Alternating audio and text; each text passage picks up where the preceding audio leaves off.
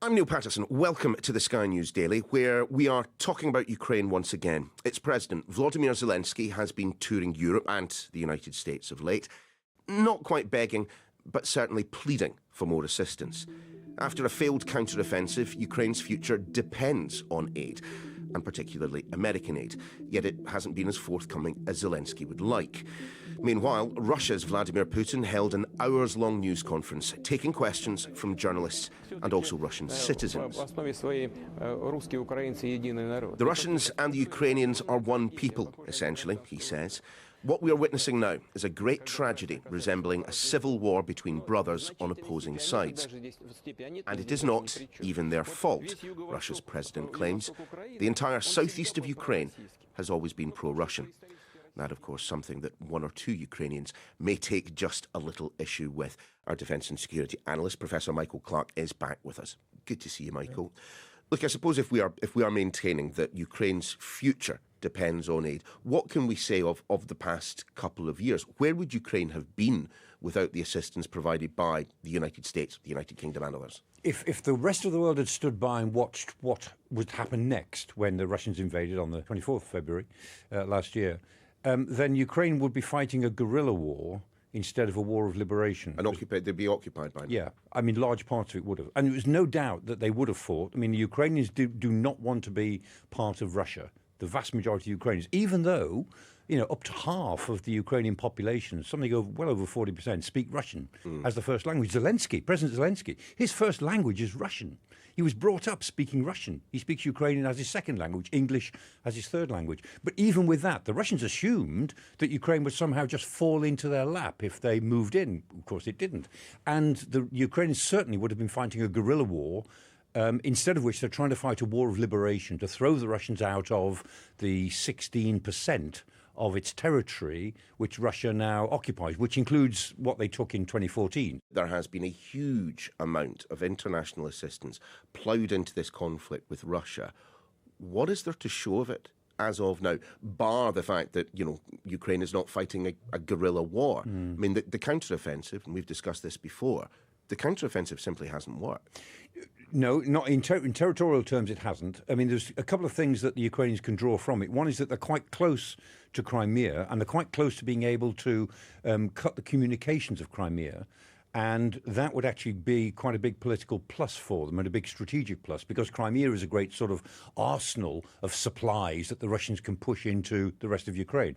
And they're not far away from being able to do that. That's one thing. The second thing is they do have control over the western part of the Black Sea, because they've basically kicked the Russians out of the western part, and they've now been able to open up their trade route. That's really important to their survival. So there's a couple of things there. But of course, the idea of cutting the Russian land bridge, so pushing a corridor in between the Russian forces to split them up and then actually take those to the west of the line, really sort of roll them up and make them surrender and then fight east of the line in due course. That sort of plan, which looks okay on paper, that has not even half worked. Well, you say it looks okay on paper. Wasn't it always, really, a bit of a stretch, even with the huge amounts of materiel that had been poured in? Yeah, it depended on too many things going right. So it depended on, one, being able to do it at the right time, and it got more and more delayed because of Western delays in supplying material. And so the Russians had more time to dig in. They laid 3 and 4 times the number of mines that military manuals say you need to lay across a kilometre. And so they literally had 3 and 4 mines in 1 square metre of ground. Sounds a little bit over the top. Absolutely. So they had this huge minefields. Nobody's ever seen minefields this dense before, plus all the other things they did. So it gave the Russians more time to prepare that. The material that arrived, you've got to train with it and train on combined arms warfare. And remember, we in the West, in NATO countries, we've spent years developing combined arms warfare. We were expecting the Ukrainians to pick it up in a matter of months. So, there was a lot of optimism about that. I think there was some optimism as well that the Russians would crack. I remember talking about this to a lot of British senior officers, retired senior officers. Some people have really been in big battles themselves. And a lot of them said the Ukrainians are very optimistic that when they push the Russians, they'll be brittle and they'll crack. But they may not. They'll be more like pushing into a sponge, because they'll just feed more men in, including the Storm Z people, the convicts. They'll just feed them in, 100,000 by 100,000, and they'll take huge losses if necessary. But it'll be like kicking a sponge. It strikes me that if they were unable to break through, doesn't that suggest that the Ukrainians were stretched too thin, that they were fighting on too many fronts, as some across the ocean, actually, in the Atlantic, were warning them at one point? Yeah, I mean, the Americans were saying, some of the Americans were saying, look, you've got to concentrate on one place. However, I think it is the case that the Ukrainians didn't manage to concentrate enough force, early enough, far enough, towards a key objective. And Zelenskyy always wanted to push because he had to show the rest of the world that Ukraine could be successful. And now, of course, he's got the problem of explaining why they weren't as successful as he kept saying they were going to be. I mean, none of which is to say that the Russians themselves have limitless funds, limitless numbers of conscripts, whatever else. Yeah. But they do have drones. They do have drones in numbers, and they have used those to great effect, haven't they? They've got at least 1,500 of the Shahed 136s, these kamikaze drones from Iran. They've also developed their own. They've also got at least 1 million shells, artillery shells, 152 millimeter artillery shells from North Korea in 3 months. They've got about another 300,000 from Iran.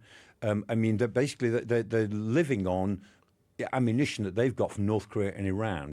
Meanwhile, the Ukrainians depend really on what we have given them. Mm-hmm. And so the European Union have promised 1 million shells, but have only delivered 300,000. The United States, their deliveries are down by a third since the Gaza war began. And they're severely outdone in tonnage, if you put it like that, by the sheer weight of Russian artillery. They're really suffering for that at the moment. What about the infantry? What about the troops on the ground for both sides? We've mentioned the Russians plugging gaps with, what in essence were cannon fodder, really. Yeah. We've also talked on the podcast this year about the struggles that the Ukrainians have had when it comes to getting, men of fighting age into the armed forces. Yeah, I mean, the Russian army is not fighting, man for man any better than when it started this operation in February last year. The structure of the Russian army is no better than it ever was. At the top level, they've learned better tactics. They're keeping some of their stuff away from the front lines. Their logistics have improved a little bit. So they've made some certain improvements, and they've certainly made some weapons improvements. They've improvised some weapons, like the glide bombs. Used fantastically well by them. I've seen the videos. Fab 500, they're called. They're called the FAB 500. It's an old-fashioned artillery shell. They've been able to put wings on it, and that gives it, if you drop it from high enough up, or you drop it from an aircraft, it will actually glide up to 30, 35 kilometers, and they're very damaging. The Ukrainians, they're sort of halfway between a Western army and an old Soviet army, an old Russian army, in that some of the commanders are very Western focused. Some of their infantry have been trained in the West and have trained on basic infantry tactics. Michael, you pause there. We will be back in just a second when we will be exploring in a little bit more detail that which we were just hearing from Michael. What happens next, what Ukraine needs to do and indeed receive if it is to prevail. Back in a moment. And we continue our discussion with Professor Michael Clarke, our military and defence analyst. Michael, we were talking just before the break there about what needs to happen next, but key of Volodymyr Zelensky's wish list right now is a solution, is a yes to the funding, which is currently being held up in the United States. I mean, what is your best guess as to what might actually happen there? I mean, I can understand to an extent the Republican recalcitrance on this, their reluctance on this. But without this American aid, Ukraine's stuffed. Yeah. $60 billion, $61 billion in the current bill, which is not coming out of Congress at the moment. And that money is needed from January. It's not from the spring or the summer. It's needed from January because Ukraine will run out of cash. And the Republicans who oppose it, there's two sort of schools. One are the mainstream Republicans who want to help Ukraine, and they're playing hardball with it, saying, well, this will probably be agreed, but not until you, President Biden, have done more about immigration in the southern states. Build that wall. Exactly. So they're using it but I think they may have overplayed their hand because already it's too late to do a deal. Yeah. There's another element in the Republican movement, the MAGA people, Make America Great Again, the Trumpists, who actually they don't really want to help Ukraine at all because they quite like the idea of Putin winning. And they like the idea of Putin winning because they think that a world of Trump and Putin and Xi Jinping will be a world that's really quite conducive to them. And that they certainly don't see why America should be helping stop Putin achieve that sort of regional hegemony, which they don't worry about because they think it's okay. Well, actually, why don't we have a quick listen to what Joe Biden has been saying on this? I mean, certainly expressing his personal view that this needs to happen, it needs to happen soon. Without supplemental funding, we're rapidly coming to an end of our ability to help Ukraine respond to the urgent operational demands that it has. Putin is banking on the United States failing to deliver for Ukraine. We must prove him wrong. It's stunning that we've gotten to this point. We need to fully appreciate how it's wrong, how this is being viewed around the world and being used by Russia. Russian loyalists in Moscow celebrated when Republicans voted to block Ukraine aid last week. The host of a Kremlin-run show literally said, and I quote, "Well done, Republicans. That's good for us." And an awful lot of President Biden's focus, Michael, will be on the fact that if we don't do this, it will serve to embolden Vladimir Putin, if such a thing is possible. He's making the point that Putin regards this as his life's work. And if we let him get away with it, then several things will follow. Not only more aggression from Russia, is what President Biden has said, but also it'll be a symbol to the rest of the world that the West will not back up its words, that the West is a broken reed, is a paper tiger, because the West has taken this war very seriously in rhetoric. If we're not seen to take it seriously in reality, President Biden is saying, then the global South, who's standing off and watching what will happen, they'll make their own conclusions. So in essence, that means that Zelenskyy needs it done as soon as possible, obviously for January, but they probably need to get some sort of structure in place before the next US presidential election. Absolutely. Given the way the polling is going for Donald Trump in the United States right now. Yeah, and what President Biden was talking about, and seemed to be having some success with a month ago, was a once and for all amount. And he said, look, this is a once and forever amount to Ukraine. It'll be a big amount. It'll specify what they need, and that's it, once and forever. And the Ukrainians after that will take them to 2025. They'll be able to do this themselves with the Europeans, who will have to step up. And that's the other element of this. I mean, we're talking about $61 billion worth of American aid that's being held. The Europeans are talking about 50 billion euros, and that's being held up by Viktor Orban in Hungary, who won't agree. And so, because that's part of the EU's annual budget. And he's saying, I won't agree with the annual budget. And there's lots of other stuff behind that in terms of Hungary's relationship with the European Union. But ultimately, 60 billion from America or 50 billion from the EU, one of those two amounts has got to come through quickly. And in the longer term, both of those amounts have got to come through before the end of the year. So let us assume for a second that the funding situation is sorted out with the United States in the not too distant future. What does Ukraine need to do during this kind of winter period where the on-the-ground fighting, at the very least, tends to slow just a little bit because of the condition? In equipment terms, in broad terms, one is it needs air power, and it's not just the F-16s.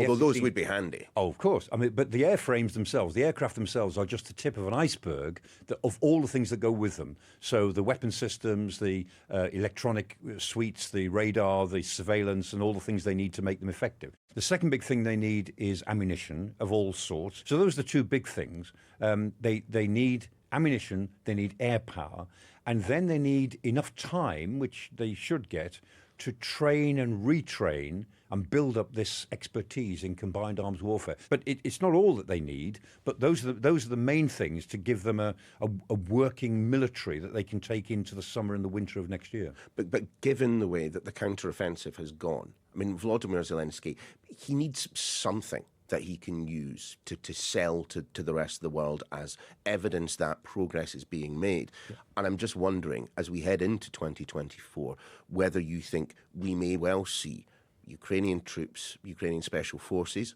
operating outside of their borders. The Ukrainians themselves are promising, because they know they can't mount another strategic offensive in the immediate future, they're promising surprises, is what they've said.